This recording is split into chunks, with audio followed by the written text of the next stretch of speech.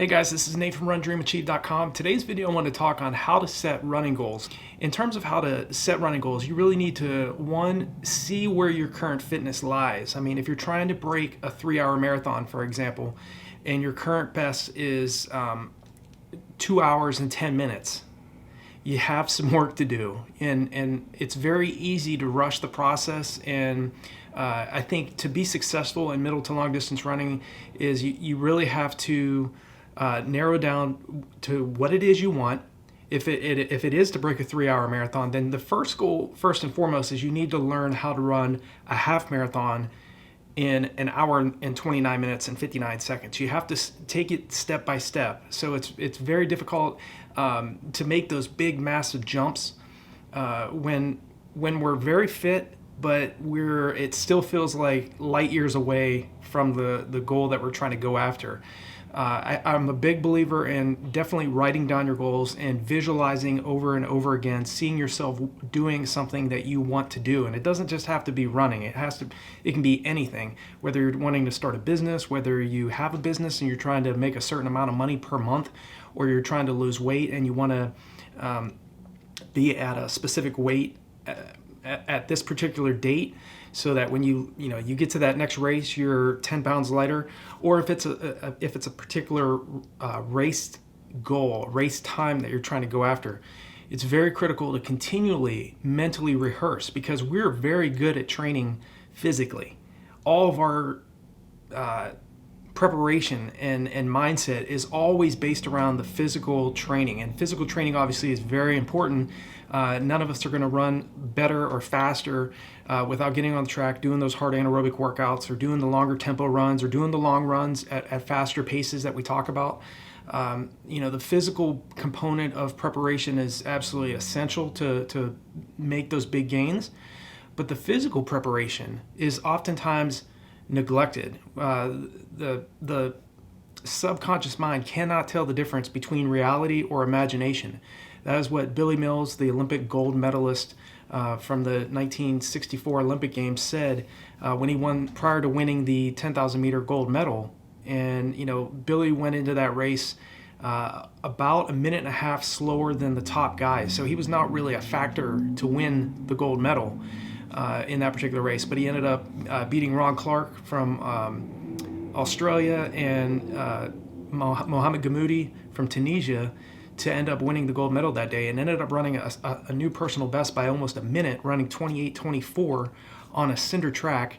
And to do that, he talked about the mental preparation and what he was doing on a daily basis. He said he visualized himself succeeding thousands of times leading into that race. So in terms of how to set running goals, you have to not only just do the physical preparation, but you have to mentally rehearse.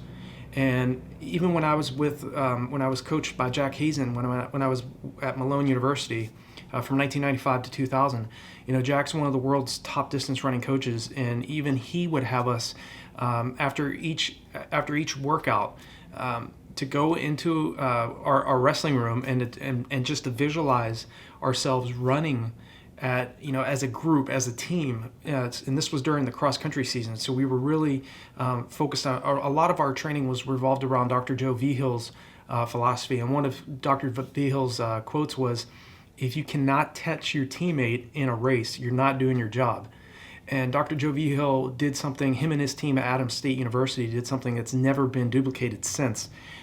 They went 1, 2, 3, 4, and 5 at the NCAA Division II Cross Country National Championships, and I'm a good friend with one of the guy that actually won I think it was 1992 NCAA Division II Cross Country Championship. The winner was a friend of mine by the name of Phil Castillo, and if you've ever read the book Road to the Top, written by Dr. Joe Vigil, you'll see some pictures of that particular day, and you'll see Phil Castillo running with the group, and they all finish within a second of each other. This is, again, something that's never been duplicated, and it's that mental visualization, that mental component of your training. So yes, you do need to be writing down your goals. In terms of how to set running goals, first, write down your goals. Don't just the process of writing down what you want is even more powerful because you can see it. You know, you've actually done something where you've written it down, and you see it either posting it on maybe in your on your mirror in your bathroom or in your car or at the office, something where you can see it on a daily basis, or something where you can pull it out of your wallet and just continually see, or that particular time, that particular goal that you have in mind written down, and reminding your subconscious mind of what you're wanting to do.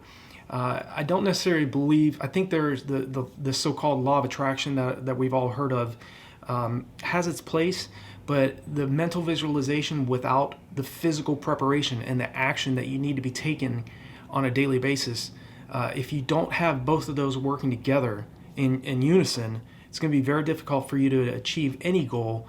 And visualizing and the mental preparation of your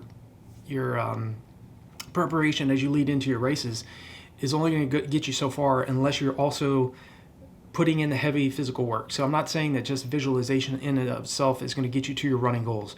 You have to do both of them, but you also don't want to neglect the key area that so many middle to long distance runners neglect, and that's mental training. When I was a 2:43 marathoner, I was certain in my mind that I would one day break 2 hours and 22 minutes. This was back in 2007. I was a conditional member of the Army World Class Athlete Program. I was brought on because they said that I had some times that showed potential to earn an Olympic trials qualifying time in the marathon distance. I'd run 51:53 at the 2004 Army 10 miler, made 2 World Armed Forces cross-country teams, so I was brought on as a conditional athlete. But that entire time, I was absolutely certain that I was going to break 2 hours and 22 minutes. I'd run that 51-minute 10 mile, hadn't quite gotten the marathon down right, but there's a level of certainty that you have to have in terms of preparing for your running goals. And how to set running goals is, again, writing them down, visualizing what you want on a continual basis. Spend at least 10 to 15 minutes with your eyes closed, all devices off, all distractions away from you. Do that on a daily basis for several weeks and several months on top of your training, and I guarantee you your mind will work in your favor. It will bring you to what you want to do. But again, the law of attraction can only go so far if you're not incorporating the physical aspect of your preparation along with the mental training component. Do the things that the best middle to long distance runners are doing. Find out their traits, study what they do. These athletes make it look good. I read in an article yesterday that at the Valencia half marathon yesterday, 4 men broke 58 minutes for the half marathon and broke the world record. The former world record was set by, I can't think of the last name. His last name's Kamorora from Kenya, with a time of 58 minutes and 1 second. So that was the half marathon world record prior to yesterday was 58 minutes and 1 second. And the winner of yesterday's Valencia half marathon ran 57:31. Second, I think, was 57:37. And fourth, the top 4 guys broke 58 minutes, with fourth place being 57:59. 57:31 is the equivalent to a sub 2 hour marathon. That comes out to 4 minutes and 23 seconds per mile for 13.1 miles. Incredible.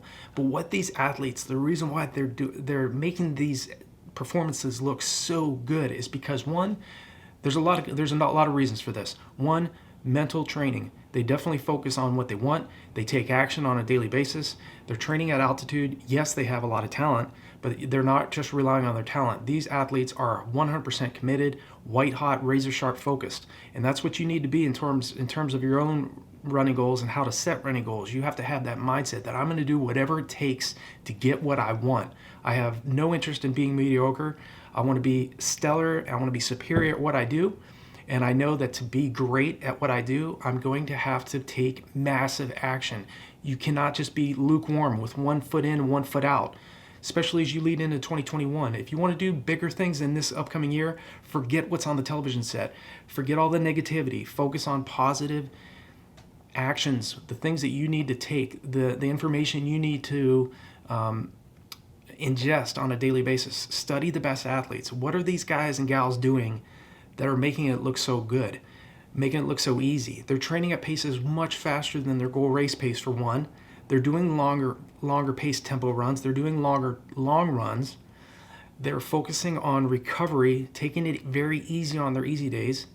They're focusing on their nutrition, hydrating well, practicing hydration while they're doing their long runs. These athletes are they're at the top of their game for a reason.